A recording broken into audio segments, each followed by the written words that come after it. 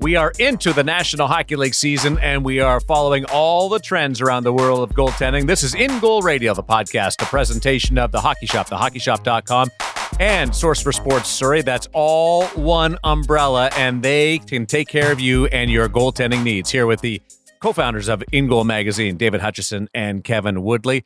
Out of the gate, we want to make sure that you know about our feature interview this week, brought to you by Sense Arena. And it is the Team Canada tandem from the most recent World Junior Hockey Championship, Dylan Garand and Devon Levi, and they have come together in a spectacular conversation that you cannot miss. And we'll also spend some time over at the Hockey Shop, thehockeyshop.com, Source for Sports Surrey, Woody, where they can take care of every need that you have.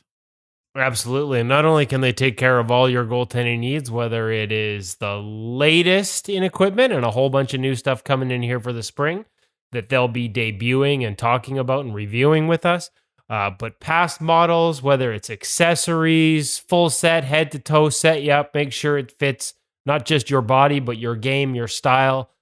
These guys understand it. And right now you can pretty much get anything in the store at a discount. There are sales that have been on for a while now. Some that are really marked down, things like, say, the Bauer Supreme chest protector, not the ultrasonic, but the 2S Pro, the pass model, marked down steeply in the 40 to 60% range. So some items still like that, things we've talked about over the past few weeks, but also things that aren't marked down, things that aren't normally on sale. Make sure you check it out. InGoal20. Use the promo code at checkout, InGoal20. And save yourself 20% on non-sale items. Exclude some map items, but just basically go on there, check it out, enter the code. Chances are you save 20% on pretty much anything that's not already on sale. So great deals in the store, great deals online at thehockeyshop.com. Great service from Cam and his crew. They'll make sure you get set up not just with the best price gear, but the best gear for your body, your shape, your style, and how you play the position. Couple of kits that caught my eye. I really like what Jake Allen's doing, and I love the mask. What do you think, Hutch? Jake Allen set up the whole thing? Yeah, absolutely. It's got that retro look, and I've actually got a set that's not far off it, quite a bit older. I love the throwback, love the simplicity. Quite in contrast to Pricer's mask, which we enjoy too as a work of art, but that simplicity and that team design, really love it. What else do you like out there, Darren? The Marc-Andre Fleury, when he added the gold mask to the gold sweaters that the team wore for the first time, and Fleury was in goal for, we're calling it around here the C-3PO look. There you go. Which there's a lot there. Like it's a really neat. Shane Knighty, who I work with on the Vegas Golden Knights broadcast, he's a defenseman. He doesn't get into our area very often, but he couldn't stop talking about how much that looked like just an awesome kit, Hutch and Woody. And a couple of gear changes there, right? Jake Allen going with the True by Lefebvre L87 line, kind of like, as Hutch mentioned, he has a Retroflex that has a similar look to it. Interesting that Allen's still in that Brian's glove that he started using last season. Remember, he talked to us, and we have it on In Goal Premium, so if you want more information on his preferences and his setup, talk to us about how much he loved that glove. I do know through the pro reps that he has been trying a true glove as well, 590 and 600 breaks, and he's got some more on the way. So it'll be interesting to see if he switches and gets something that matches. But I thought the Brian's look matched with the simple red logo across the cuff, kind of fit, even though it was a different brand. I thought that looked good, and of course Marc-Andre Fleury with the True by Lefebvre L 4.1 model, just kind of like the old CCM Premier. Sort of continuing with that. I love, Darren, to me, the beauty of that setup is not just the match and the gold, still with the red straps on the back. And he talked to us about that last year. Like he's got a little old school in him, in his style and in his equipment. And he doesn't care about a little extra weight with the red straps. But I love that he adds that style element, the flair that he talked about having. Hey, got to be unique, got to stand out, got to have the red strap. So I love that. I just never heard a Goldie compared to a droid before, so that was neat. You know who also has a sneaky good look going is John Gibson of the Anaheim Ducks. The pads, the mask, he's got it going. It's really, really sharp. A little bit more detail to it, but I was impressed. He's off to a good start. Well, and I haven't seen the mask. Is that the Guy Bear tribute? Because I saw one on social and Instagram, but I'm not sure if I haven't seen him play in action. Is that what he's wearing? Because it's a beauty. Yes. Nice. Yes. And just the pads really jump out at you. And he's going. Semyon Varlamov has a more traditional look, but what jumped out to us was his strong play and how he was wearing his gear. Do we want to talk about the strong play first? We should acknowledge that. 2 shutouts to start the year. Nobody's done 3 in a long, long time. We're talking modern era to the past in the National Hockey League. So that's pretty cool to break from the gate with back-to-back bagels. Yeah, that's nice, but it could have been 3 if he had made it through warm-up the other night. Little high heat, little buzz the tower, got him under the neck, and I know that this is going to bring us to a pet peeve for you, Darren, because he actually had a dangler on. So what's the But point? he doesn't wear it right. No. He wears it too short. It's up high underneath. You're just poking the bear. You're trying to get me going a little bit. I don't understand why you would wear a dangler and cover up the chin and everything that goes along with the paint job and all that presentation. Let it do what it's supposed to do. Dangle and protect your neck and your collarbone. It'd be like having a cup and pulling it up higher on your waistband. Exactly. And who would ever do that? Really? What are you protecting at this point?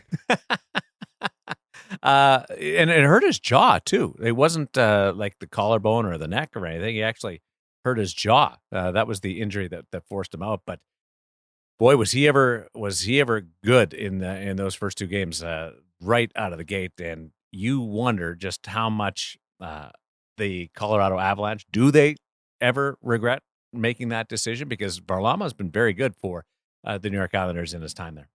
Yeah, and I mean, you got to wonder whether it would have been the same if he stayed in Colorado. Let's not forget he was a Vezina Trophy finalist, I think, in 2014.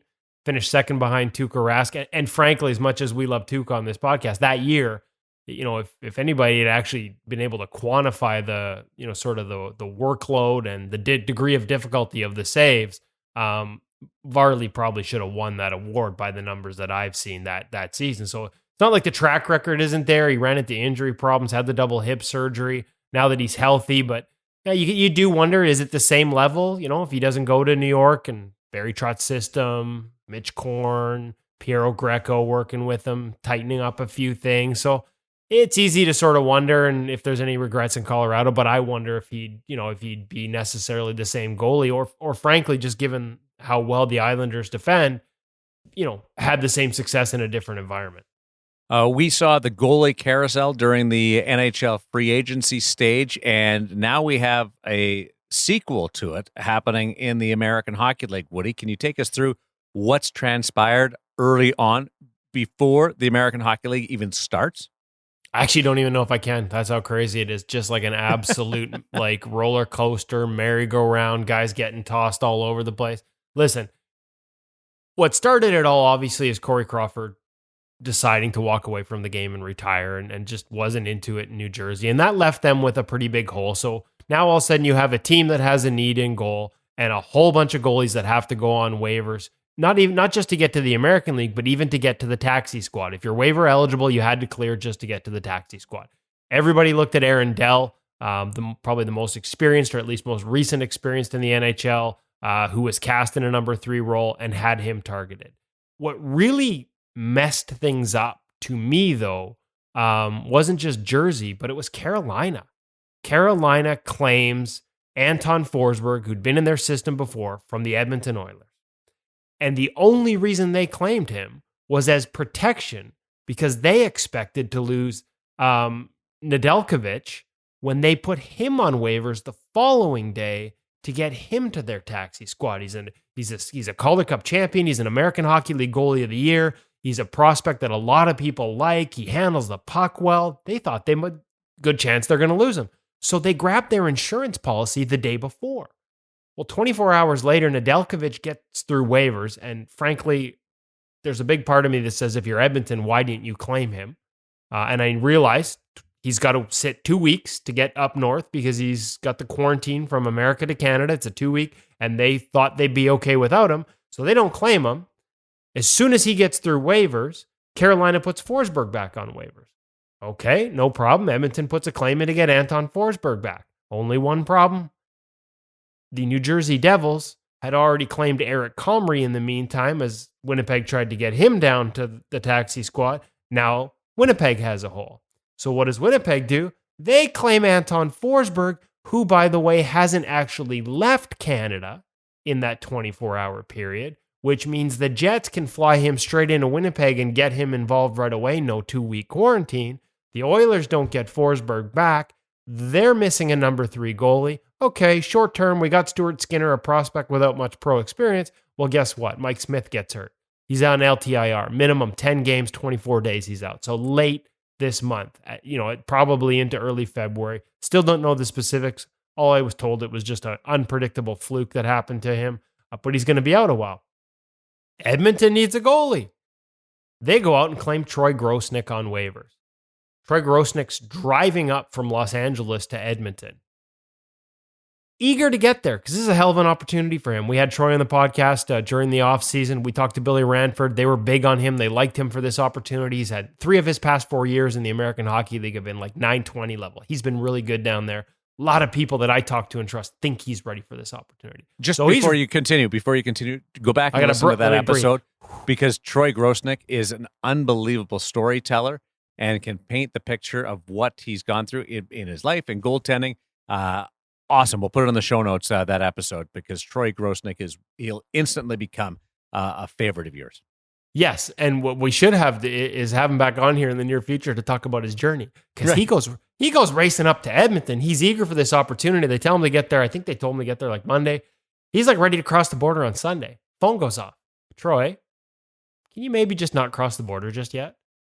Aaron Dell has finally been placed on waivers by the Toronto Maple Leafs, who in the meantime had actually used Dell as a backup with their number 2, Jack Campbell, getting a start in Ottawa and given Freddie the night off, which I loved as a philosophy. But because of salary cap problems, they couldn't keep all 3 on the roster. So they finally, thinking that the Oilers have got their goalie, everything's settled down, they finally put Dell on waivers. And Jersey, despite the fact they already have Eric Comrie and Scott Wedgwood and Cormier in their system now, they claim Dell. But Edmonton had made a claim. So Troy's driving up and all of a sudden he gets this call from his agent. Yeah, they'd like you to wait in Montana. Oh, just in case Edmonton gets Dell. Yeah. Spend the night in Montana because if Edmonton gets Dell, they're probably putting you back on waivers. Although, given the absence, I don't know why you wouldn't just keep all 3. But Troy's he has to quarantine and he's out for a while. And he would have, at least I guess they did him a service. Like if he had gone back on waivers, the Kings are going to reclaim him. So at least if he hadn't crossed into Canada, it would have been an easy. But he drove from Cali up. So I get it. And for him, waivers is a good thing because it's given him an opportunity to join the Oilers and probably get a real chance to play. And that's what waivers is all about.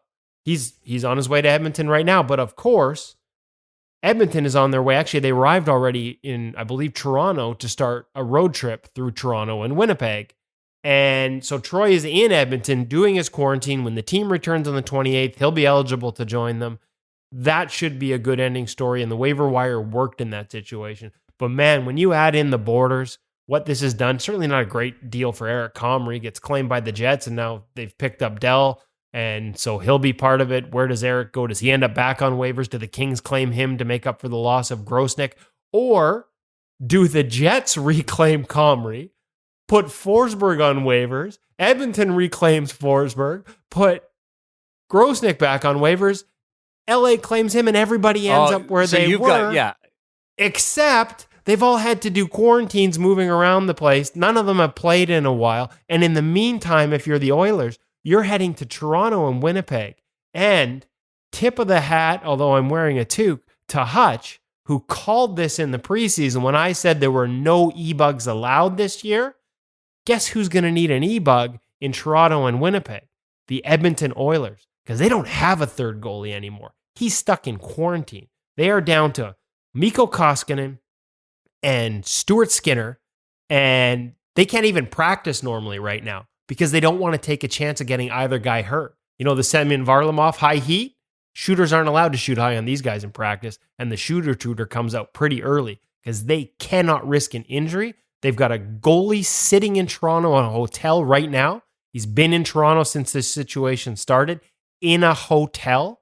I believe it might be Jordan Cooey, a guy I've worked with at Hockey Canada at the POE in the past. I think he might have been a Vegas draft pick you guys just didn't sign down there, Darren. He is in a hotel in quarantine as the E-Bug for the Oilers while they're in Toronto. Can't practice with the team, won't be around the team. He's just there, much like the Zamboni driver, in case of emergency break glass. And they've got another goalie from the University of Manitoba who's doing the same thing in Winnipeg, waiting to be that E-Bug just in case when they head there to play the Jets later in the week. Wow. I haven't stopped talking in a while, but like that was fun. Even though teams are required to have 3 goaltenders, waivers screwed that up. You can't, yeah, they're required to have 3 goaltenders, and I guess technically the Oilers have 3 on the roster, but they can't access one of them. Right. Like, because of quarantine, because of the borders, because of the waiver situation, the Oilers, without an E-Bug, can't fulfill the NHL requirement to have Amazing. 3 goaltenders. And Hutch called it all. Told you so. Told you so. He did, and I told him he was wrong, and he is absolutely right. So, Hutch, I'm eating a ton of crow right now, and yeah, I bow down to your wisdom. How does that taste? Like, well, okay, we won't go there, but Little chewy. I've heard anyway. I try not. I'm gonna be honest with you. I live in a house with 3 vegans, so I've had worse. Let's take a bit of a break from our conversation and check in with things at the Hockey Shop, thehockeyshop.com, source for sports Surrey. And Cam is standing by. This week on the gear segment, the guys go through the knee pads. I got mine from the Hockey Shop, thehockeyshop.com, and I think that this is going to be very valuable for everybody to go through. One of the more important pieces of equipment, but equipment that has a very, very personal preference to all of us.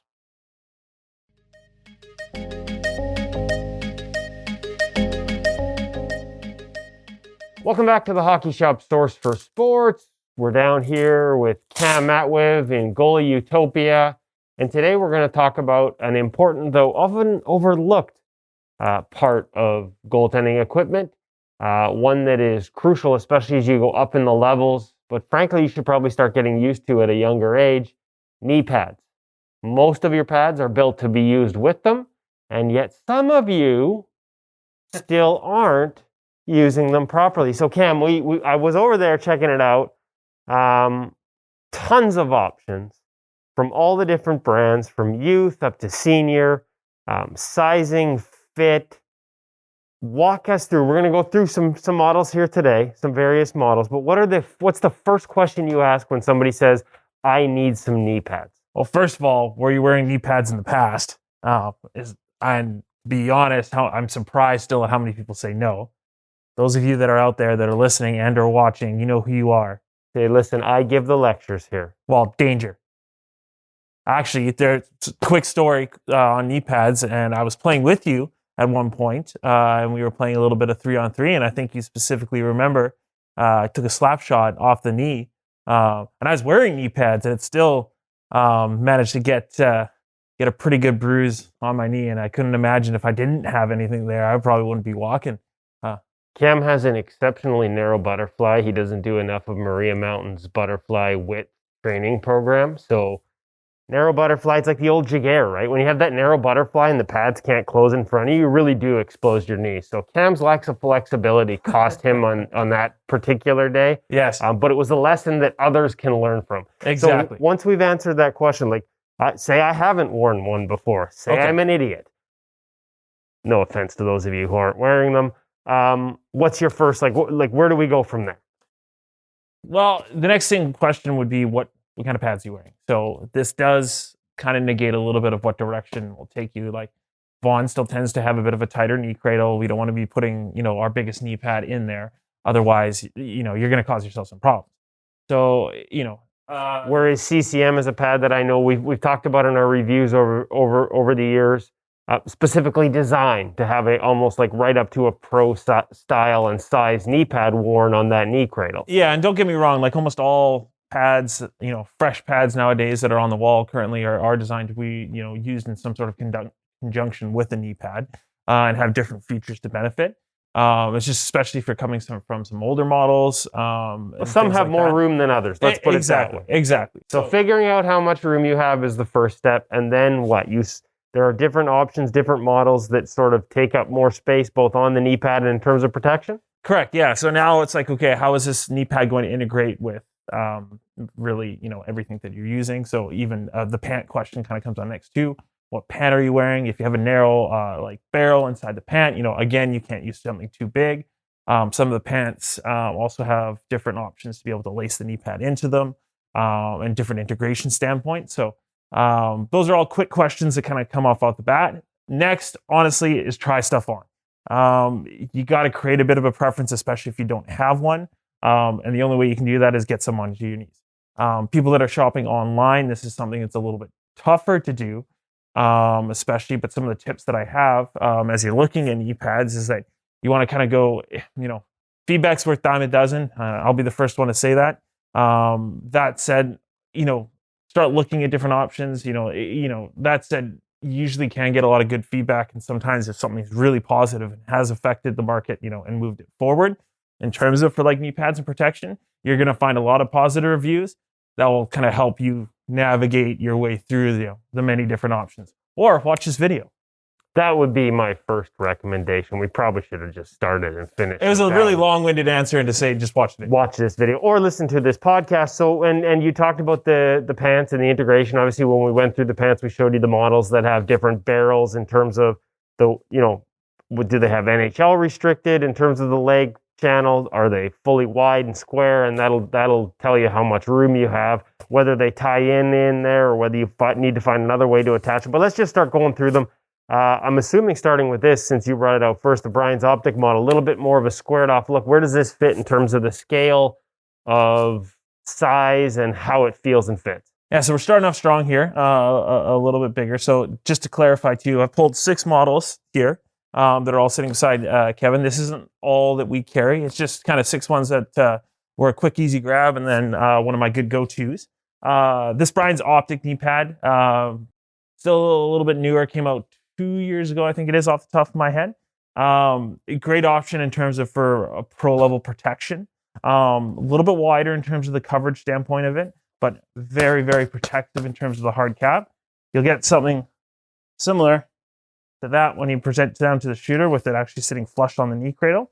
Lots of protection going up the extra thigh too. So if you happen to kind of get caught in a lean back situation, or as you're sliding across, give you lots of protection. And some tabs at the top if you want to integrate it with either a garter or clips or your pants. That's correct. Yeah. So again, giving that flexibility of, how you want to wear your knee pad. For those that are watching, I'll give a little bit of a tip later on near the end of the video here. So a little bit of a teaser to stick along. Those that are listening, I'll try to explain it the best I can. All right. So let's take a look at some of the other options. Let's start with the Bauer one. This is a model that, just looking at it, judging on it in comparison to that Optic, just a little bit more of a streamlined fit would maybe be the way to describe this. Maybe not as bulky, not as big. If you're in a pad that maybe has a little less room, or if you haven't worn knee guards before, this might be a great place to start. Correct. This is a very popular one. These Bauer Supreme knee guards, an evolution from the older Supreme, the all yellow backing that some of you may have recognized and seen in the past. Bauer's added a bit of pour on to the actual impact of where you land in the knee area to create a little bit more comfort inside of it as well.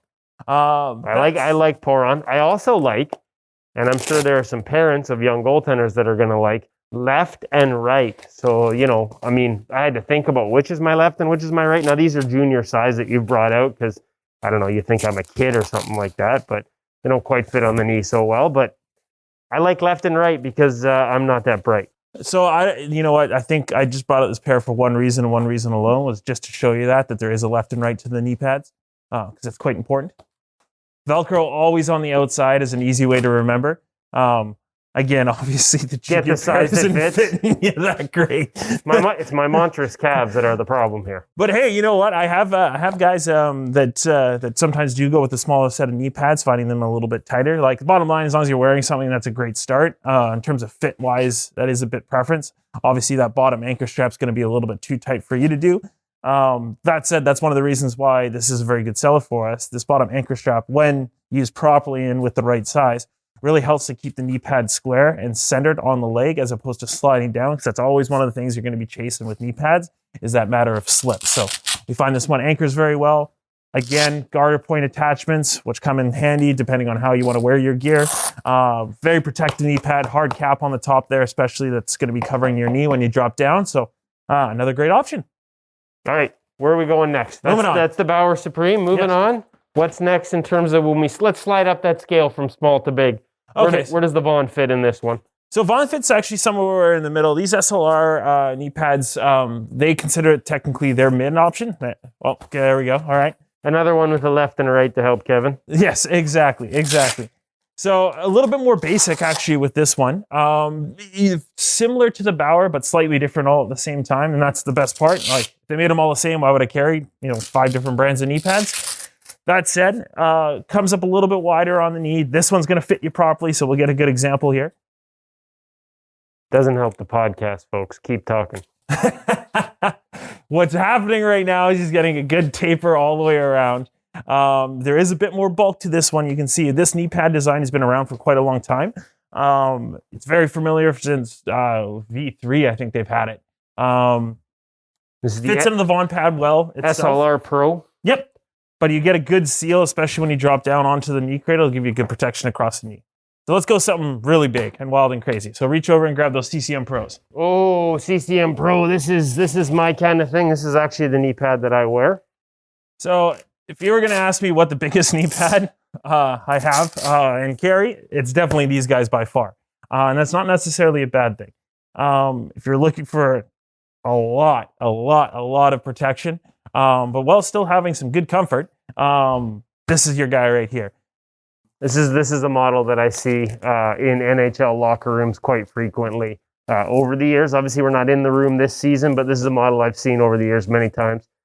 As you'll see here as we do it up, and this is one that, I wear myself. It does have, you can compare it side by side with the Vaughn SLR. It's got a bit of a wider profile. It's got a bit of a thicker protection. It's got the knee hinge. It's actually got a screwed in hinge there on the sides. Good seal on the bottom, but also the plastic cap and their sort of their technology in terms of like helping absorb impact when you go down on the knees. And you can sort of see here, pretty similar in profile, but just in terms of having that hard cap protection down on the bottom, that's something that I know a lot of goalies at the pro level like. And that's one of the things actually you called out as a good point. It's like a lot of these will look really big, especially in pictures wise, but once they actually get wrapped around your leg, you'll see how much they'll taper and wrap around. Gone are the days of those super huge, and I'm sure you remember them, those Revoke knee pads.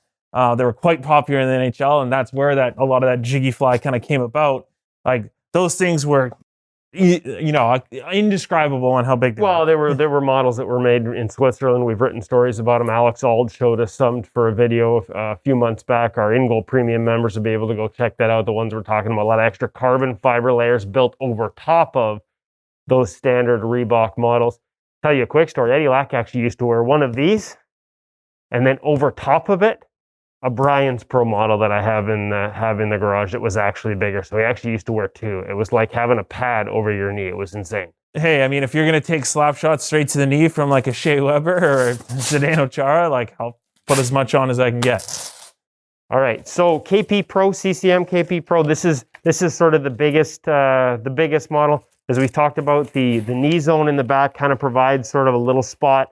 I can't remember what they used to call it, ADP, or there was an actual technology involved in terms of making sure that they had it in their elbow pads as well, making sure that part of the joint that's kind of getting right in that hole, and it would help sort of absorb some of that impact around it and behind it.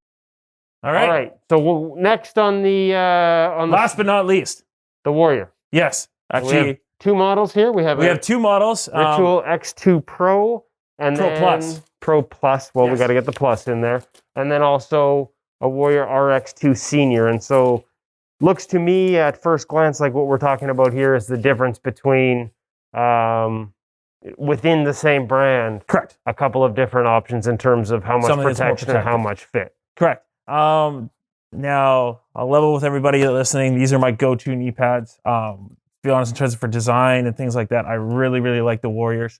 I find for the majority of people that get them on, they tend to work well. They're protective. They don't slide as much as compared to some of the other knee pads that we carry.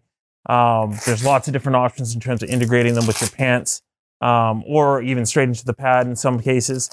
They're just a great knee pad. There you go. Sales pitch by Cam. So yeah, if you were looking at one to kind of start out with, definitely the Warrior. Okay, so in two different options, and one just fits a little smaller, a little. So if you want to pass me that senior one really quickly, I'll show you what the differences are. So talk to us about the differences, because of course we've got the podcast and the simulcast video. So we'll start kind of at the actual landing portion where your knee actually sits. With the X or the Pro Plus, what you're getting is a bit more coverage in the knee. So if it does happen to open up a little bit, you actually have another layer of protection, whereas here it's just a bit of a flap, so it's a little bit narrower. Second, as you kind of go up to the actual like thigh portion of the knee pad itself, this is a double layered cap as opposed to a single layered cap that you'd find in the senior. So again, you're getting that kind of additional level of protection depending on the level of your play. I actually have the senior version. I've been more than happy with it for quite a long time, over a number of years. I've been found it's enough protection for me. However, if you are, playing maybe at a bit more of an elite level than me, which isn't saying much, or looking for a little bit more additional protection, that's where that Pro Plus is going to come into play. Perfect, Cam. Thank you very much for walking us through. Like I said, give them a call. Where can they get a hold of you if you've got questions about knee pads and which models for you? 604-589-8299 or 1-800-HUTCH, help me out. Sure, Cam. That number would be 1-800-567-7790 or visit thehockeyshop.com. You still haven't memorized that, eh? I thought that was going to be a resolution for that was. We're starting the knee off strong. All right. Well, from the Hockey Shop, source for sports here in Vancouver, well, the suburbs, Surrey, British Columbia, from Goalie Utopia, I am Kevin. He is Cam. That has been your lesson on knee pads. And remember, these models that we walked you through, just the tip of the iceberg. He's got junior sizes, junior models for kids, some smaller fits, pretty much anything you need. He's got it on the wall over there. So make sure you give him a call if you need knee protection. We highly recommend it.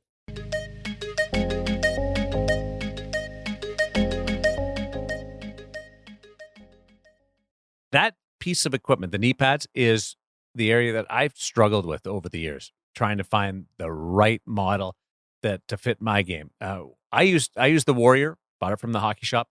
What do you guys use?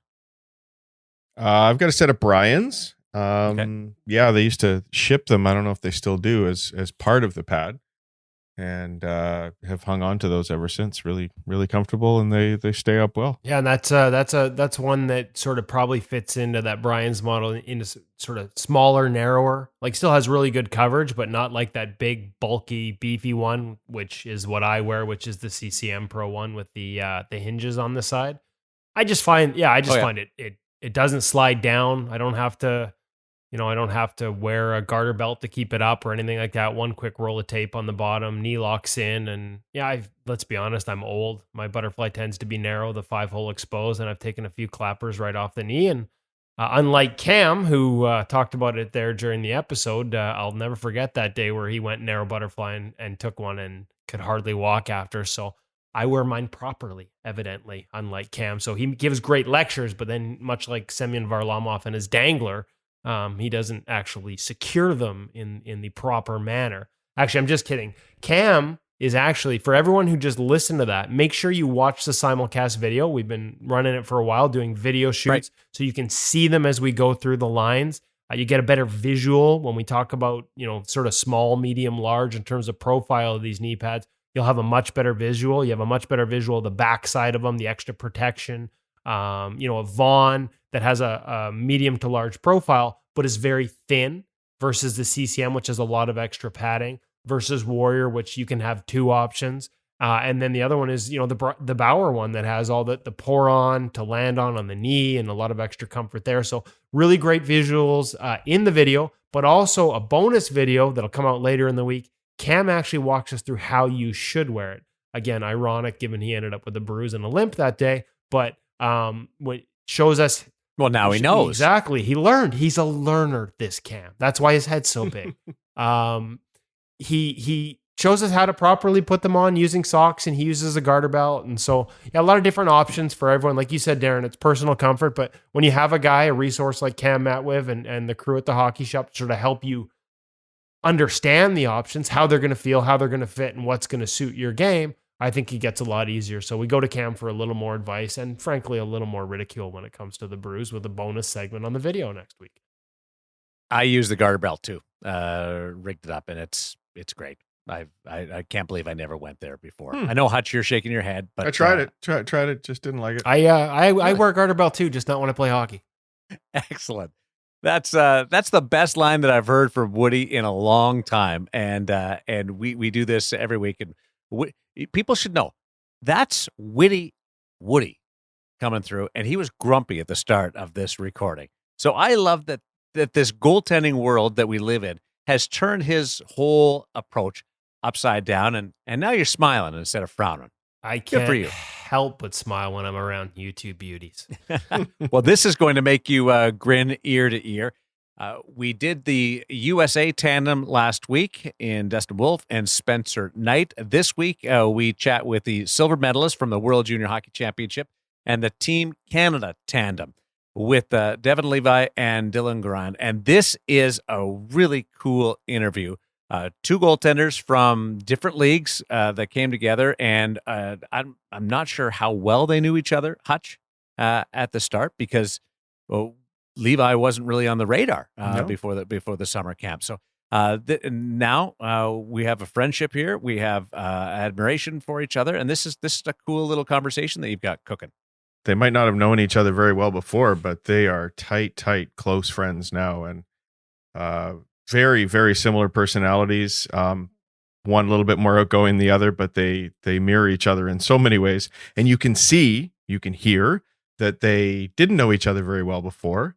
When I ask one to reflect on the other's strengths, the other guy turns around and says, "Wait, that's what I thought about you when I first saw you on the ice." And I thought, you can hear some of that sort of banter and back and forth, and just so much fun and so much personality with both of them, and yet two incredibly well thought guys. I think it will come through in this that they are passionate about goaltending to another level. They play with detail to another level, and they train with detail to another level. And I think it's something that's enabled both of them to have a lot of success, and we look forward to seeing them having a lot of success going forward. Let's step into Canada's crease with Devon Levi and Dylan Garand, the feature interview brought to you by Sense Arena VR.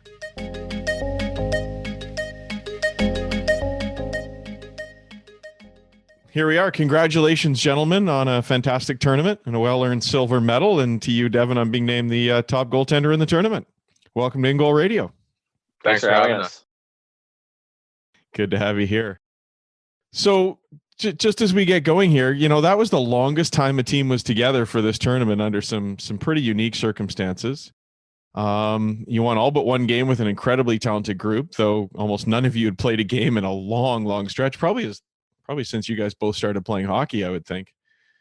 And having a bit of time to reflect on the whole experience, how are you feeling about it from both a personal and from a team perspective? And maybe we'll start with you, Devon. Yeah, sure. I mean, right after that finals game, wasn't feeling so good. It was definitely a hit to the heart for sure. We were really looking forward to playing that game and hopefully winning. And it was definitely tough after the game. But looking back on it, is really when I started to see like the value in being there, and how much of a great experience it was, how much I learned personally, and how much I enjoyed myself. So I think the beauty of it was looking back on it, and it's going to be an experience I'll be able to look back on for the rest of my life. Oh, that's great. I know it's tough, like right after a game, a guy sticks a mic in your face and says, "How are you feeling about the game today?" It's nice you can have some time to decompress. Dylan, how are you feeling after the tournament? Yeah, I mean, obviously, a bit of time has gone by now, so been able to kind of look back at it, but it's pretty crazy, honestly. Like, time flew by ever since first day of camp. I remember when Devon was in his own little quarantine group with the other college guys, and we were all skating, and then we had the quarantine and stuff like that, but it feels like it was forever ago. And I think the whole thing was a pretty cool experience, and definitely learned a lot, like Devon said, and it was definitely a great experience. And is something that I'll remember for the rest of my life. Devon, you couldn't have done much more than you did, I don't think. 964 save percentage I saw, 6 wins, 3 shutouts, 0.75 goals against average. Those are the best numbers for a Canadian goaltender ever. What did you learn in the process of doing all that? What can you take away from it? Yeah, I mean, I honestly learned a lot from this guy, from Dill.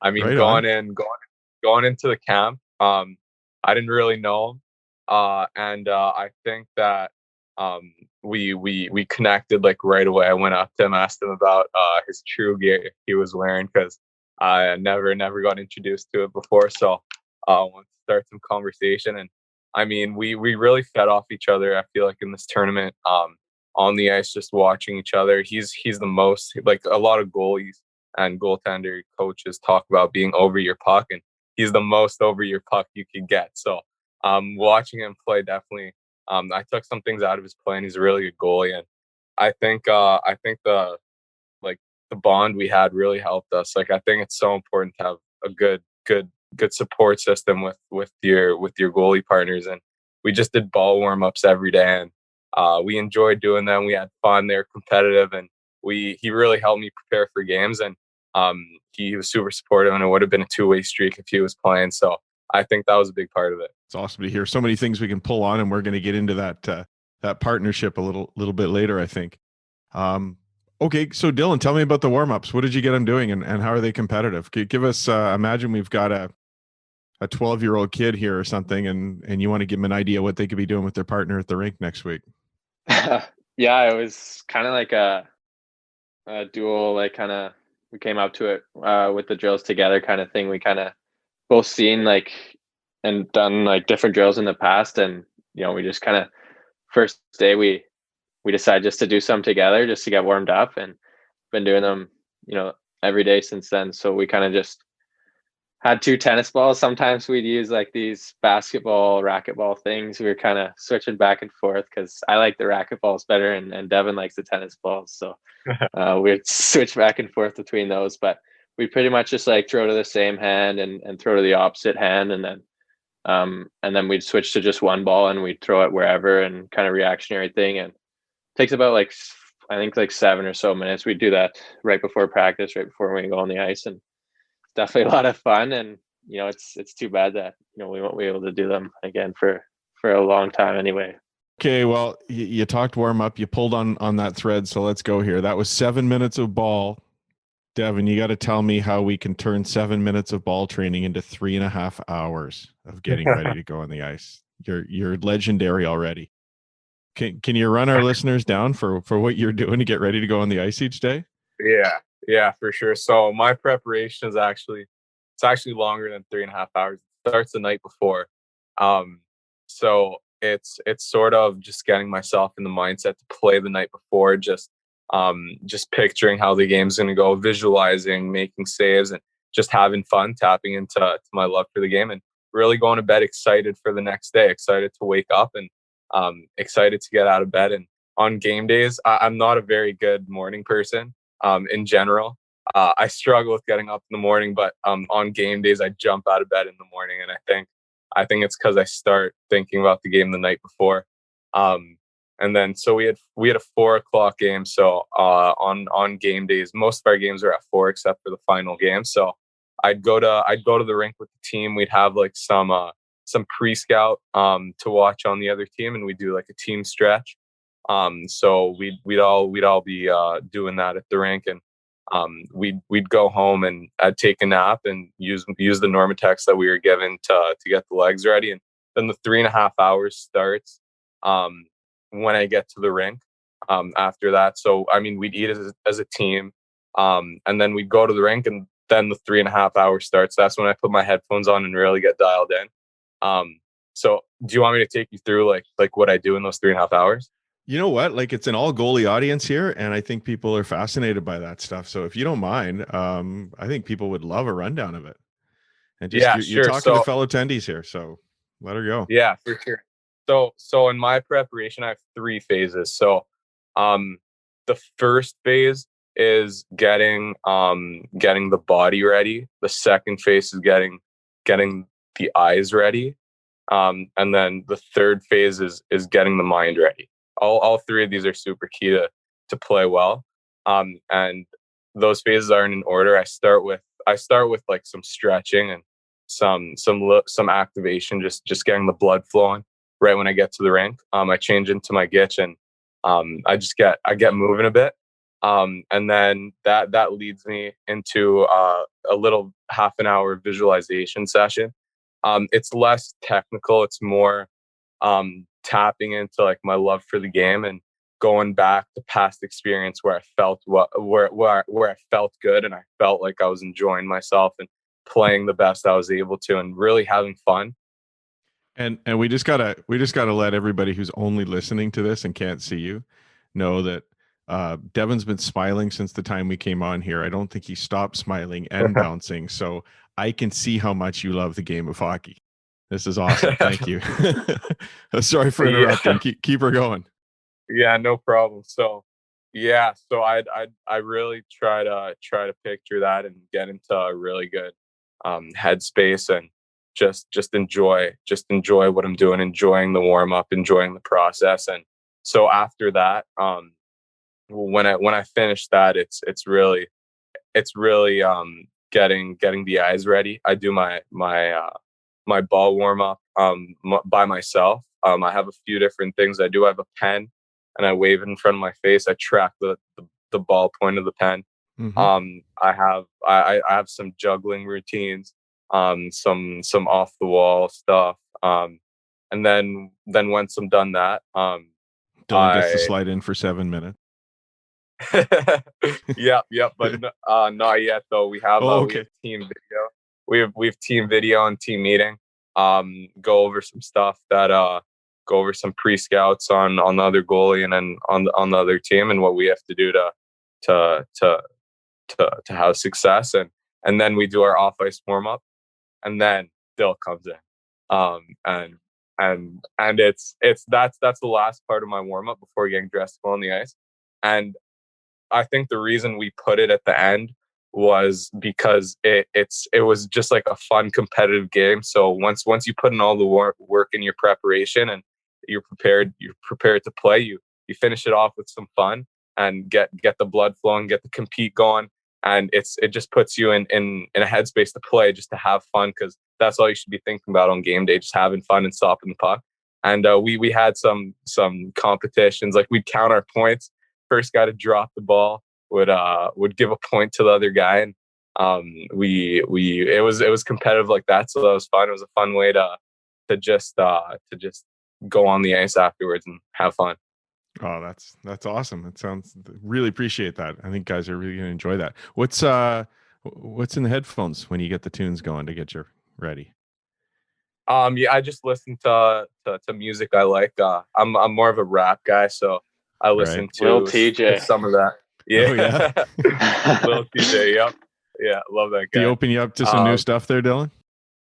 Yeah, he plays the same song when he goes in the ice bath the night before. He plays the same song every time he gets in. So I had to listen to that. I had to give him my phone once because he couldn't find his. But All right, we'll have to publish Devon's warm-up playlist here for everybody at some point. Sure. Okay, so you guys talked a lot about learning and what this has done for you. Dylan, talk to me about what you learned from your goalie coach there, Jason LaBarbera. What did he teach you? Is there anything you were able to put into play? Because I know in a short tournament that's a little bit tough, but you had a little bit more time together. Did he ask you to make any adjustments at all? And did you take anything away from that? yeah, Barb's was great. I mean, I think first and foremost, like, he's such a good guy. And, I think all three goalies, definitely liked him a lot. And, we all had great relationships with him. And, like you said, I got a little bit more time with Barbs than Devon probably did, going on the ice in the mornings on game days. And really, like, what he did was just kind of make sure you're feeling good and, make little adjustments here and there, but, nothing game changing. I think, in a tournament like that, he's really good with, having the focus that, you got to be ready to play, and, he just wants you to feel good. So if you have to play, then you can perform. So, that's kind of, his focus. And, every time I went on the ice with him, we kind of discussed drills and stuff that, we wanted to work on and stuff like that, to get better. And, we used our time really well. So yeah, Barbs was great. I know, Devon really liked him as well. And, I think he was a key part in, the goalie success, more specifically Devon's, but, all three of us definitely had a blast on the ice. And yeah, Barbs was great. What part of that we talked about the pre-scout in that warm up for you, Devon? What are they giving you? What sort of stuff are they talking about for the goaltender specifically to be thinking about heading into a game? Yeah, so we go over their power play, and just like what they like to do, their tendencies off the rush, if they like to hit a late guy or they like to drive, or set plays that they have. Set plays off of face-offs, what they like to do in the O-zone, just stuff like that. That's more of the stuff that I pay attention to. They really give us everything. We have a goalie. We have a pre-scout and the other goalie for the players to know where to shoot. And we have a pre-scout on their penalty kill as well for our power play to know how to generate some offense. So they really gave us everything we needed to succeed. And it was unreal, the amount of information and good information they gave to us, and it really helped. And yet you just want to go on the ice and have fun and not be thinking too much. So how do you put those two things together? I mean, obviously it worked. How are you able to take that information in and then also sort of leave it aside when you hit the ice? Yeah, you put the work in the preparation before you get on the ice, and once you're on the ice, you trust that it all comes out and you have fun. That's really the key recipe for me. I put in the work, and I like doing it in practice. I pre-scout, and I don't think about that on game day. I trust that I'll remember it and it'll come out, and I trust myself to be able to be able to perform. And it's just the less you think. Sometimes there's beauty and simplicity, and you dumb your game down to just square set, see the puck, stop the puck, and then you just trust that everything you've been working on comes out. You put that into action for sure. As we're talking about warm-ups, Dylan, you've told us before, but it hasn't come out on the podcast. You've got a bit of a unique warm-up desire when you're out there on the ice, and I know it's a long, long way off, but one day you're going to be super qualified for beer league because you like guys shooting at your head in the warm-up. So can you tell us a little bit about that? Where's it come from, and why you're doing it? Yeah, it all started when I first went to Cam. He was the goalie coach there.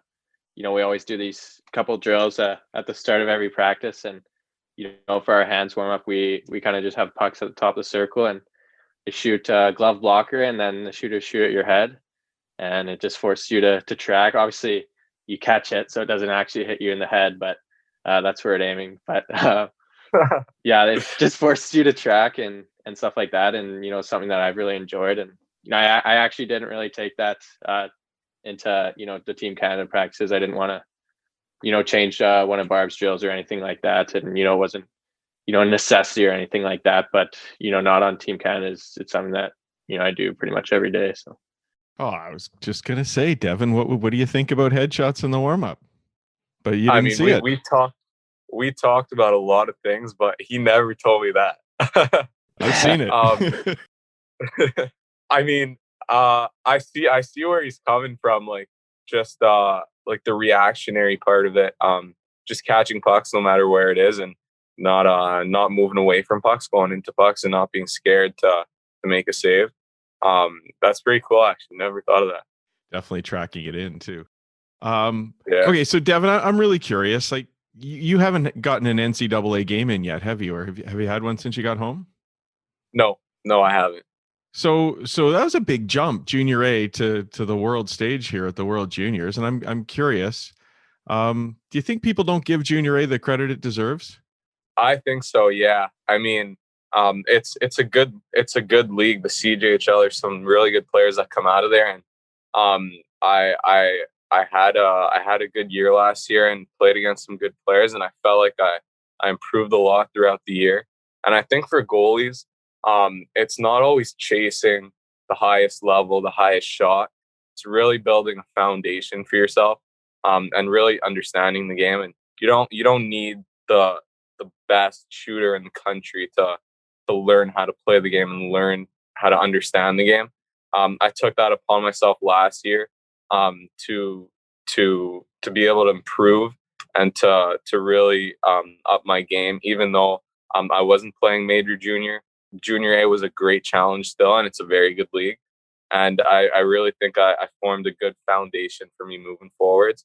And I think that helped my my transition to the World Juniors for sure. So you said you took it upon yourself to use that opportunity. Can you again, goalies only here. So can you tell me a little bit more about what that looks like? What did you do specifically to help you learn the game better at that level? Yeah, for sure. I mean, I started off to a good start last year, and it's easy to get a bit overconfident and feel like you should be playing a higher level. And if that ever popped into my mind, I never let myself think that, because I tell myself if I shouldn't, I'm not good, I'm not too good for this level unless I'm getting a shutout every single game, which it wasn't the case. So I knew there was always something to learn. And I treated every game same. I treated every puck the same, whether it was in practice or in game. Every shot had equal value, and that's something that's important to me.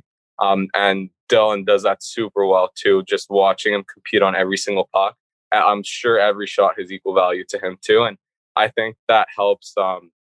That you learn so much in practice, and there's a lot to be learned in games. But technically, to further push your game, I think that happens in practice, your technical game at least.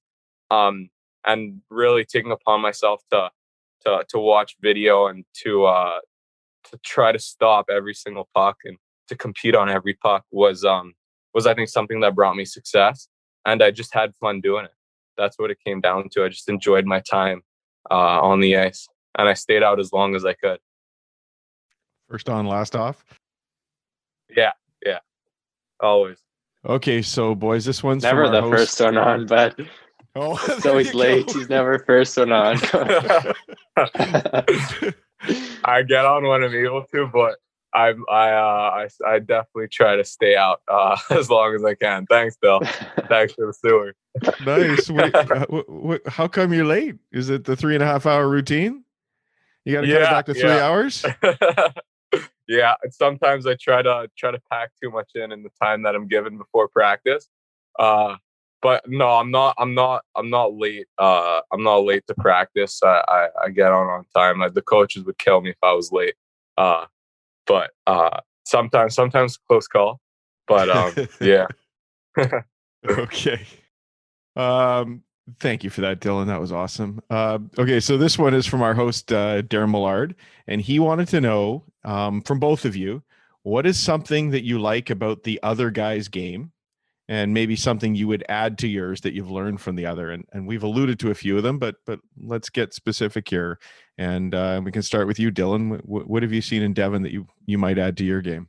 I really like, his athleticism and also like his edge work. And, something that I really liked about him is kind of like when he makes a save, he's able to kind of pop up quickly, kind of stay low and like get back to his feet so he can make a push and be athletic. And, that's something that, I would like to add to my arsenal. I'm kind of a long ways away from there, but, I'm working on it. I definitely asked Devon for a couple tips on that, and, he kind of shared, but, I really like that about his game. And, his compete, like he competes so hard in practice. And, even if you ask some of the guys, they've even said in some of their interviews, like he's really hard to score on in practice. And, that's something that, I want said about me too. So, I kind of pushed me to compete and,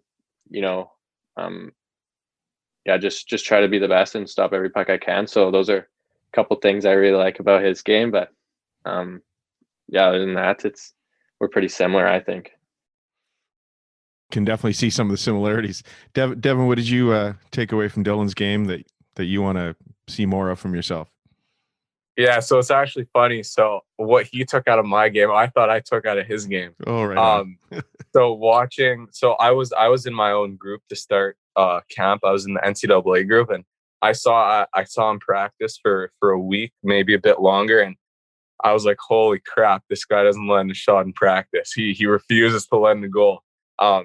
And when I got on there, I was like, I took that upon myself to really make sure I'm competing even harder in practice too. And I really like that about G. He wanted to stop everything, and you could just see it in practice. And he plays like he practices, and I think I try to do the same as well. And like he said, we're very similar in a lot of aspects, not only on the ice but off the ice. We think the game the same. And one technical thing that I really took out of him that I mentioned before was being over your puck. I feel like I did an okay job before this camp being over my puck, but really watching him, how he stays over it, doesn't get beat high easily because he's so over it. I think I applied that into my game as well when I got there. And I think that gave me some. Can you explain for somebody who's listening who doesn't necessarily have all the lingo down? What do you mean by over the puck? What's that look like? So there's a difference between getting over your puck and being behind your puck. So you never want to be behind your puck, meaning your chest is flat, you're leaning backwards, it's hard to track down.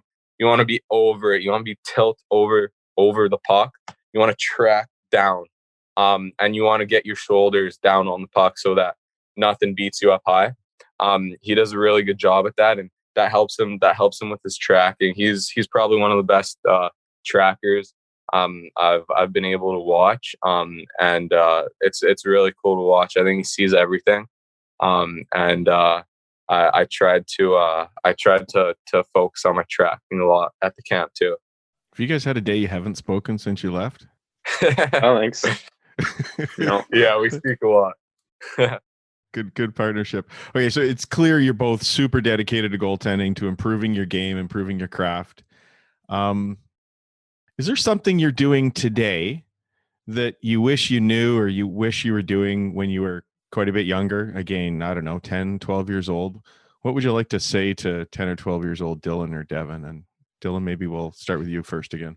That's honestly a question that, I kind of thought about a lot, and it's something that I kind of ask, like if I'm got the opportunity to ask like an NHL guy, that's always like a question I'd ask him is, if you're back in junior or whatever, what would you have done to kind of make it easier? But honestly, like there's not really like an answer. Like I think it's just kind of learning through your experience and, becoming more mature and growing over the years and growing with your game, that you kind of find those answers yourself. And, everyone's different. So it's pretty important to find what works for you. And, it's important to be creative and try to learn as much as you can and try to get better. But honestly, like there's not really much of an answer. Like I think it's just important to try to get better and have fun doing it. I think, if you're not having fun, then you're not going to be motivated to get better. So honestly, there's not really an answer, I don't think. Devon, what do you think? It's a good question. It's a really good question. And I think what I would say was I used to be super nervous as a kid going into games. Even like the week of the game. I'd be nervous. I want to give myself the best opportunity to play well. And I expected 100% out of myself every game. And it used to scare me not being able to play well on a given night and what that would mean for me. So I think maybe giving yourself a break, understanding that there's highs and lows, that you can't ask perfection out of yourself. You could only ask yourself to get better. And every failure that you come upon is a blessing because it's a lesson in the end. And you learn a lot from your failures. So what I learned talking to our sports psychologist at this tournament was being able to play with your B+ game and being able to play well. And for me, I've always been a guy that tries to feel like an A+ every single game, because I know that if I feel like an A+, I'm going to stop the puck. But understanding that you could still stop the puck if you don't feel 100%. It's a puck. You just have to see it to stop it, right? You've done it so many times before, you could do it again. And letting myself off the hook with that, with like searching for perfection, letting myself off that hook really calmed the nerves down and it sort of helps you trust yourself a bit more. So if I were younger, I would love to know that. It would have definitely made me less nervous and really understand that it's a process and not just a one-time thing. It's not like a do or die game every single game. It's a process, and you learn from it. Nobody's going to remember the score of your 8-year-old game 20 years from now. Exactly. Just a process. I really like the B+ game analogy. I think that's a great one, and it sort of leads into something that I'm going to ask you in a second, Dylan.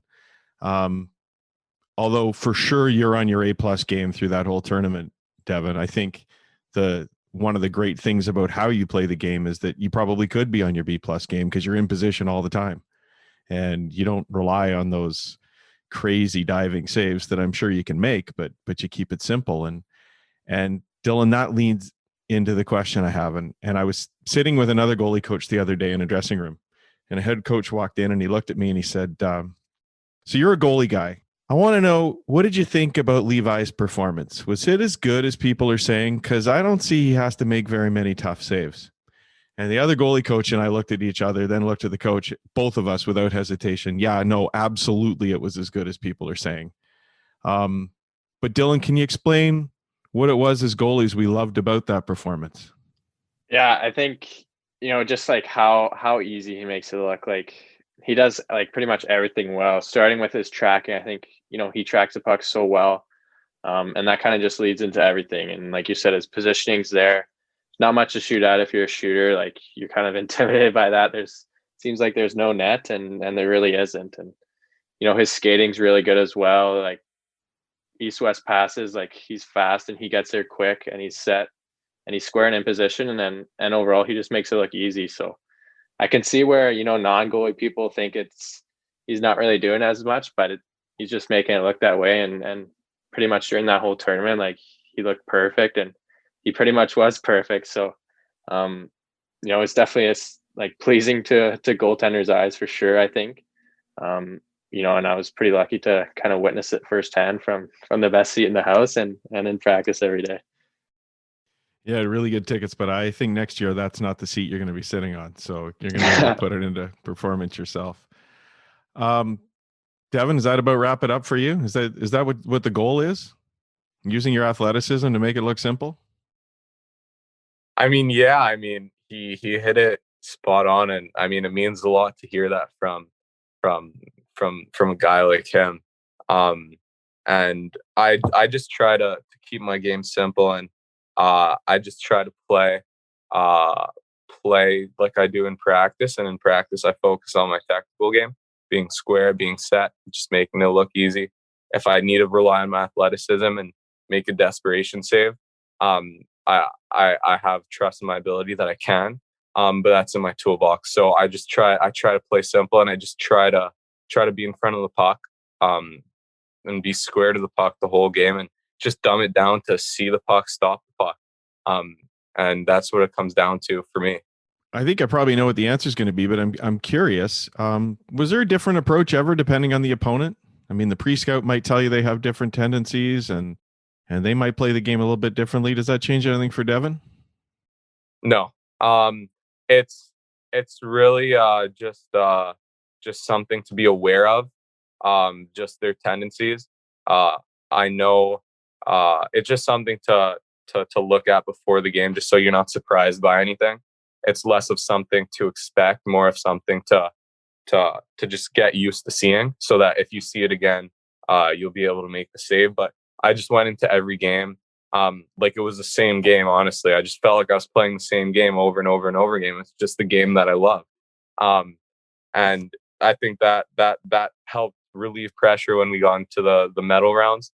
I honestly didn't feel like it was that big of a transition going from playing in the round robin to going to play Czech, Russia, and then USA in the finals. Perfect approach. Okay, let's change gears here just a little bit. Who's better at Sense Arena? I am. Yeah, he is. Oh, yeah? Okay, Dylan, tell me about it. What's your experience?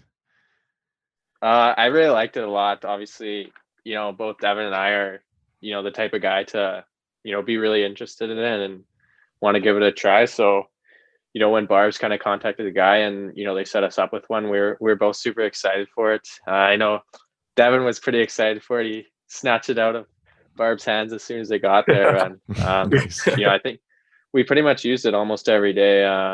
It was really cool to see the whole arena and stuff like that. And then, kind of be stopping pucks when you're not really actually stopping pucks. It's pretty cool. And, for me anyways, like I can notice a difference when, I use that in the mornings, and then in the afternoons you go on the ice to skate. Just it kind of helps your tracking and staying patient, and then, kind of seeing the pucks all the way in, and helps with your reaction speed. So I liked it a lot, and, I definitely enjoyed my time with it. And, I had to teach Devon a lesson or two in some of those drills for sure. Devon, do you think it translated to the ice? Well, obviously it didn't completely, because you're good on the ice, and it sounds like you struggled virtually, but did it help? So this is what happened. So I got my hands on it first, right? And I tried it on, and it was the coolest thing ever, and I was having fun, but I was like, holy crap, this is hard. I can't make a blocker save. I was like, Del, you're going to try this, and you're going to get lit up. And he takes it, and he was making saves. I was like, how is he doing this?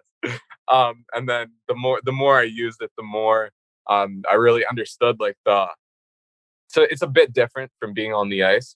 It feels a bit different. Obviously, it's a virtual world, but it's actually scary how close it is to really feeling like the real deal. It's really scary.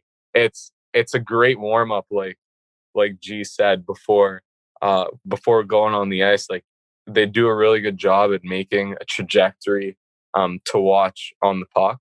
And it comes at you fast. It comes at you really fast. And it does. You could read the stick blade, and it's a good warm up for sure. I think we used it a lot. We had a lot of fun with it. And I think it helped for sure going on the ice later in the day. And I'd love to get my hands on one of them here at school, just to have just an extra tool. Yeah, you might have to make that warm up 4 hours when you do that. Okay, you guys are good buddies, so let's try something here. We want to see, and I realized that. I mean, I could tell from some of the text messages and so on during the tournament, Dylan, that you guys were getting along great. But I loved your shout out on social saying that Devon was the best goalie partner you'd ever had. Apologies, Dylan Ferguson. And so I thought we'd have a little fun, and there was a little game show on TV when I was growing up where they'd get married couples on, and they'd have to answer questions about each other to see who knows who, and it was a little fun. So let's just try something here. I'm going to ask 5 or 6 questions here, and maybe you could write down what you think the answer is about the other guy, and then we'll come back and compare answers when we're done. How does that sound? I'm going to start really easy. What is your partner's current team? Who does he play for? Better get that right. Dylan, the compass is involved in the answer here. You better get the right compass here. Yeah. Second question. Who drafted your partner in the NHL, and in what round? Oh, Devon didn't even know this first time we talked about it. Yeah, let's see if he remembers. You're going to get a little bit harder, maybe. We'll see. What is your partner's hometown? I don't know if you're going to have to be specific with the right answer for Devon here, Dylan. I know it. Kind of a suburb, right? Oh, you really know this, right? Right down specifics. I know. Good. Favorite food? I don't even know if we talked about this. You just see what he liked in the chow line before game or something too. Yeah. And yes, I know you two are competitive, so we're going to see who gets the best score here. Favorite video game? I think we already know the answer for the next question on Devon, but Dylan, you can get a point on this one anyway. Favorite song, favorite music, favorite group? Pick out one of them. What's on the phone to listen to for warm up? Now we're going to get a little goalie geeky here. What glove break does your partner have? Oh, we know this one. That's an easy one. Good. Oh yeah. And are you using a Game Ready or a Pro Palm? Next one you've probably talked about too. Skate hollow. What do you sharpen your skates at? Your partner, that is. We definitely talked about that. This guy chews up the crease. and then last, and I'm just going to make it a little tougher. And it might be too tough this way, but we'll see. You can't pick the team that drafted you, but who was your favorite goalie growing up? So Devon cannot pick Roberto Luongo, who worked for the team that drafted him. I know you know what the team is, but I'm not going to say it yet. Dylan will extend that. You don't have to say Henrik Lundqvist. I know he's not there anymore, but Yeah. okay. That's it. So here we go. Let's see. I think I'm 9 for 9 on these. Right? You're 9 for 9. Dylan, are you 9 for 9?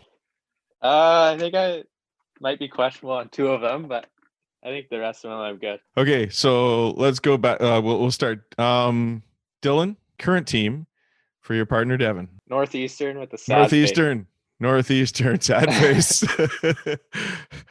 I think we got a point there. Devon, how about you? They're holding the answers up to the camera for everybody who's just listening to this. Devon? Kamloops Blazers. Right on. So we got 1 point each. We're going to have to put that in on the video. Ding.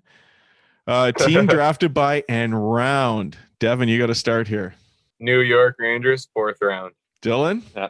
I put Florida round 7, and I think it was 212. Whoa, you going for the bonus point? Ooh. Yeah. This could be the tiebreaker, Devon. Was it 104? Ooh, no, 103. Oh, nice. Oh. So while we're talking about that, have you guys had any advice from the teams that drafted you? Any chats? I know we heard in the press a little bit from you, Devon. Dylan, have you heard anything from the Rangers, and what have you taken away from that? Yeah, I had a couple of messages from the player development guy, the goalie development guy there, and also the director of player personnel reached out frequently and, just kind of checking in and, just telling me to enjoy it and, kind of take in all the moments and, learn as much as you can and then really just enjoy it. So, yeah, pretty good from them. Devon, you've heard from Roberto? Yeah, his biggest message was just enjoying the moment and not taking it for granted. And he made me realize that it'd be an experience I'm going to look back on for the rest of my life. And it's an experience I'll never get to experience again. So just taking everything I could out of it, being present and enjoying the moment was something that he mentioned that really hit me. And one thing I really liked, and we can lead this into the answer for the next one. I think you're both 2 for 2, but we've got the bonus point to one of you here. That wasn't the first time you'd heard from Roberto. You got to meet him in your hometown, didn't you? Yeah. Tell us about that. And now tell us your hometown. I got to answer that, don't I? Oh, yeah. Go for it. Oh, yeah, that's right. Dylan, the hometown is? Yeah. Dolar de Ormeaux.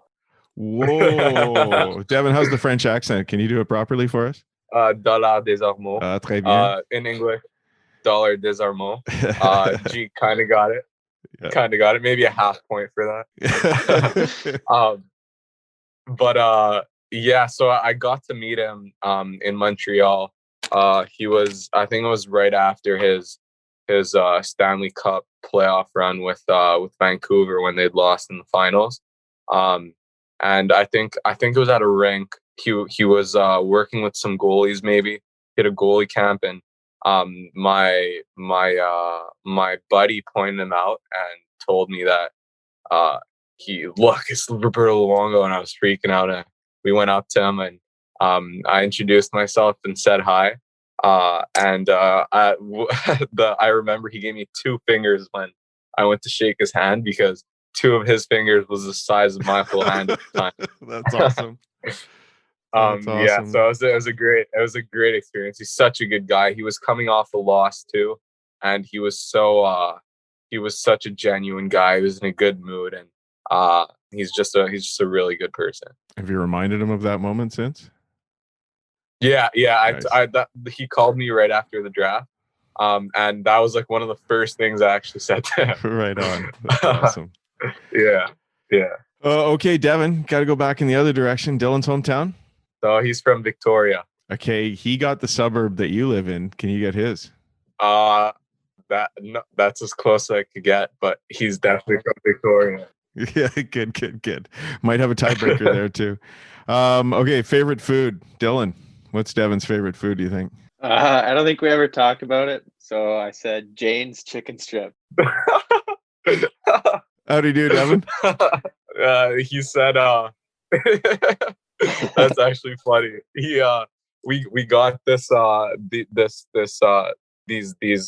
clothes with the Jane's logo on it. It's like a sponsorship. Oh, that's right, because they did the masks too, didn't they?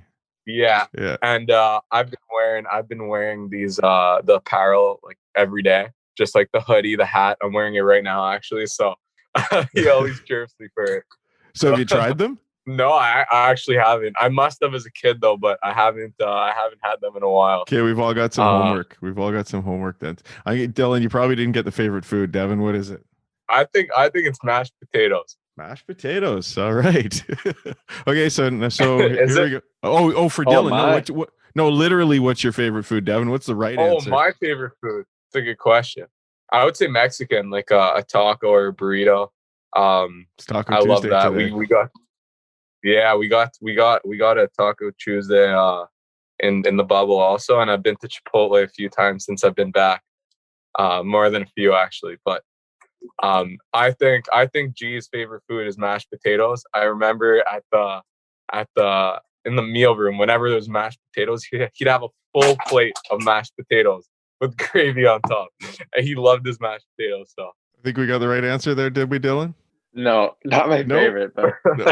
I like Come mashed on. potatoes. My favorite steak, I would say steak's my favorite. Mashed potatoes could go with it. oh yeah. There you go. Devon, it shows you don't hold any hard feelings because you've been to Chipotle a bunch since that game against the US. And what was all over their helmet? Yeah, I know. It's definitely not ideal, but I the live with a food's guy who might amazing. never go to Chipotle again if that happened to him. Just a little bit. yeah, you're right. Okay, how about Devon? What's Dylan's favorite video game? Have you guys gamed together? Sense Arena for sure. Sense Arena. Oh, good plug. Good plug. That is my favorite. That is my favorite video game. Let's go. Dylan, how about Devon? The gun game that we had on our VR set. That was actually the coolest game I ever played. Do you know what it's called? So on the VR. I don't I remember. don't know what it's called. But we on the Sense Arena VR the thing we got. One of the applications was Sense Arena, but we also downloaded this gun game. It was a free gun game. And it's like the controller's like a gun, and like you could like throw it up and catch it, and like it was so much fun. It was the coolest game I've ever played. So yeah, that is probably my favorite video game. Fringe benefits of goalie training devices. Yeah. We'll give you both a point there, I think. Okay, music. Dylan, I think you got this one right already, but let's just review it for the record. Yep. Lil TJ, specifically YN. Devon? FN? FN. Close. Yeah. Oh, it might be another half point deduction here. I don't know. Devon, how about the other direction? So I know he's a big pop guy, radio music. He likes rap, but he wouldn't listen to it for pregame. I'm not sure exactly which song though. Oh no, I Dylan. don't even know. You don't have one? I don't really have a favorite song. All right, close enough. Close enough. We're just We having talked fun about here it though, anyway. Yeah, Dylan, I don't know. Maybe it's Kamloops. I had you for a country guy. yeah. I'm not really a country guy. Okay, let's get into the goalie stuff here, boys. Dylan, what is Devon's glove break, and what glove does he wear? He had a couple gloves, but he will use a 580 for sure. We talked about that lots, and almost got one off him to try, but maybe down the road. And he used the eFlex 5 glove, but he also had a true glove too. So Is that a game ready or a pro palm? it's game ready. Devon? So you got it right? So yeah, that was he hit the nail on the head. There you go. Okay, so what's Dylan using? All right, so he started off camp with a white true glove.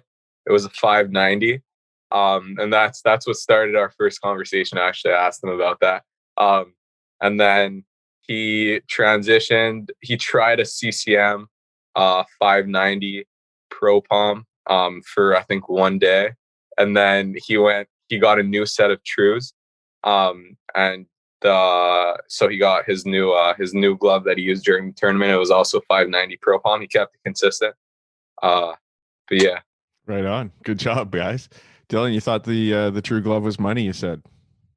Yeah, it is money. It feels unreal on your hand, and the pocket on that thing is so good. Like I am so happy that I got to use it, and yeah, definitely gonna keep using it. It's so good.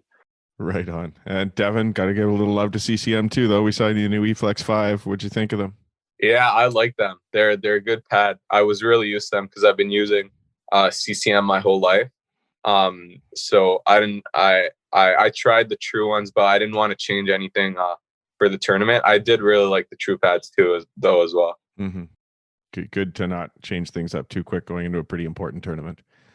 Yeah. Okay, Skate Hollow. What's Dylan's Skate Hollow? I'm pretty sure he uses 5/8, not crazy sharp, because he doesn't beat up the crease. That is not crazy sharp. Right? Dylan, did he get it right? Yeah, 5/8. Yeah. How often do you sharpen them? Once or twice a week, probably. Okay. And how about the guy who mashes up the crease?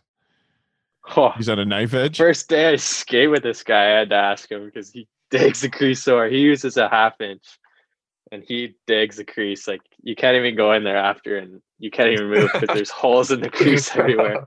Even that's not crazy sharp. So that's it takes I some know. work to do that. Yeah. All right. Big legs. How often, Devon, how often do you sharpen them? I have a fresh sharpening before every game, and in practice, it doesn't matter as much as long as they're usable.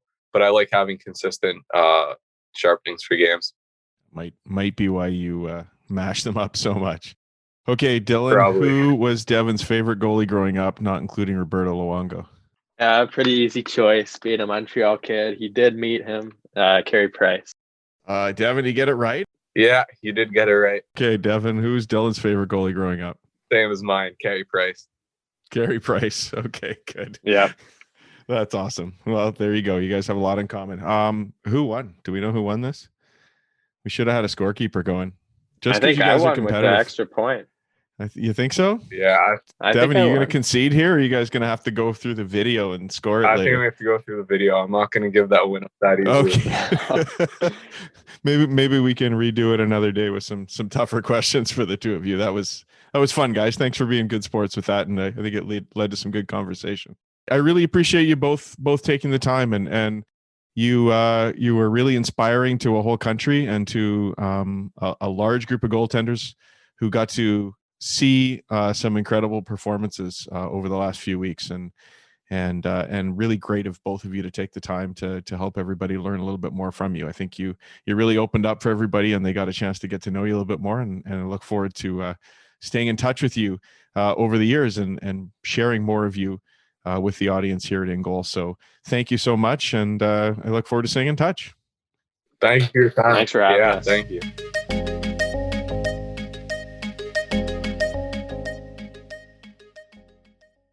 Sense Arena makes its way back into our feature interview, brought to you by Sense Arena, and it's not always planned that way. It's become that big of a tool for goaltenders.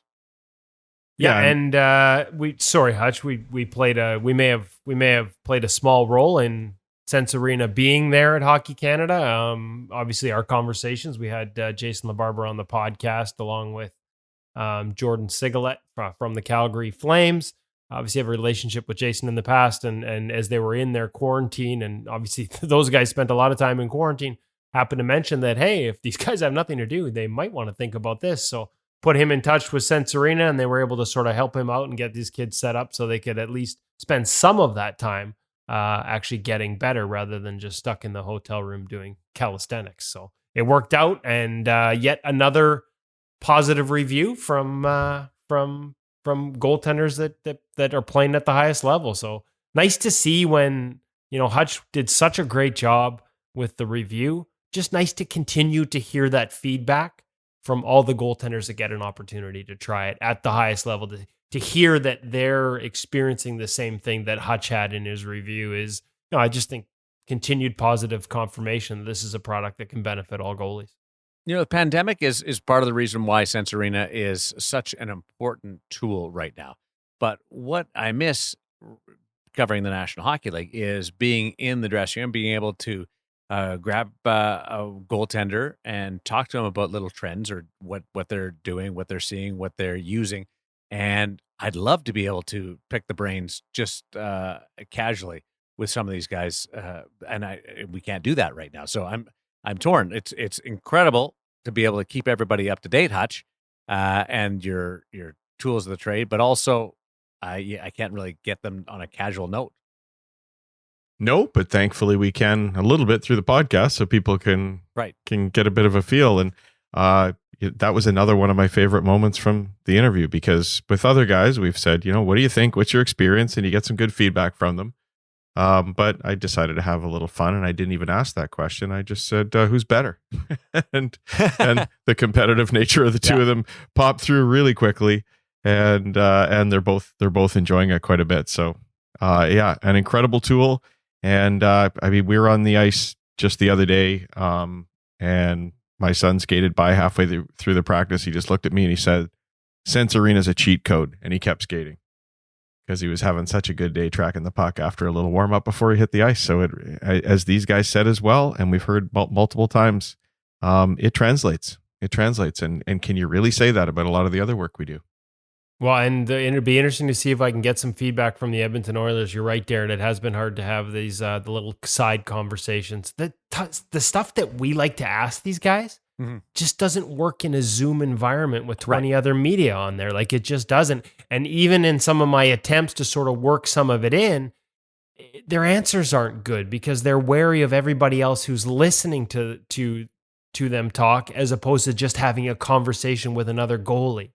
So anyways, the one little side note on the Oilers is, we talked earlier about how hard it's been for them to practice, and they're going on the road and they don't have a safety net, is their goalie coach, Dustin Schwartz, has taken Sense Arena VR on the road with them. And that may be one of the ways that they managed to try to keep these guys smart, is by introducing it to them as part of this road trip, as a way to get their work in and get some tracking and some handwork in.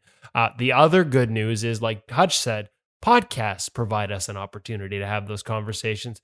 And we have an absolute beauty next week with Devon Dubnyk that gets into all those great little details, from gear to training to experience, all the things that we can't ask on these league-wide Zoom calls, Darren. We get into it with Devon Dubnyk next week on the In Goal Radio podcast.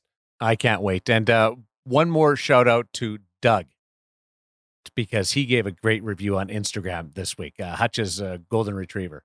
How do you get the Sense Arena headset on him? It was kind of a funny story, because I have to go through the review very thoroughly as we're putting the thing together, but we also have this fairly new golden retriever, and you know what puppies like to do? They like to chew on things. Yeah. So the Sense Arena comes with these fabricated hard plastic, they call them sleeves, that hold the controllers onto your gloves, so that if you want to use your goalie gloves while you're training, you can do it, so that these VR handsets can attach to the goalie gloves. And I left one of the gloves, not the controller, downstairs, and came back, and Doug was chewing on the controller. Or not the controller, excuse me, the sleeve. And it was demolished, and I was really upset and embarrassed. Finished the review without needing to use that, fortunately. And eventually I sort of, like a dog, crawled back to Sense Arena with my tail between my legs. And I said, "Here's what happened, guys. Happy to pay for it. Just is it possible to get one?" And they said, "Oh, we love dogs. Not a problem at all. We'll ship another one out to you. But in payment, you have to send us a picture of the dog." And so I thought I'd have a little fun with it. And we put the headset on Doug, and it was only momentarily. It was still photography, not video. And sent it to them. I did not expect it to show up on their Instagram story today, but it was kind of fun. Listen, if the fact that technology is so amazing isn't enough to convince you to try Sense Arena, the fact they're dog people, like, that puts it over the top. There you go. Right there. All three of us are nodding along. We're all dog people. It's like, all right, that's our kind of peoples. And it goes with the theme of Sense Arena and what we've seen with goaltenders, and the ability to use it to their advantage, like a dog and a bone. And Hutch dug his own hole, and he's out of it with the ability to work some magic with Sense Arena VR. It's a great tool. Enjoy it. Use it. We encourage it. We back it. It's wildly popular, and it'll help your game. Thanks to Devon, Levi, and Dylan Garand for joining us on the feature interview today. And Cam, over at the Hockey Shop, thehockeyshop.com, source for sports Surrey. And we look forward to talking goaltending with Devon Dubnyk next week on In Goal Radio, the podcast.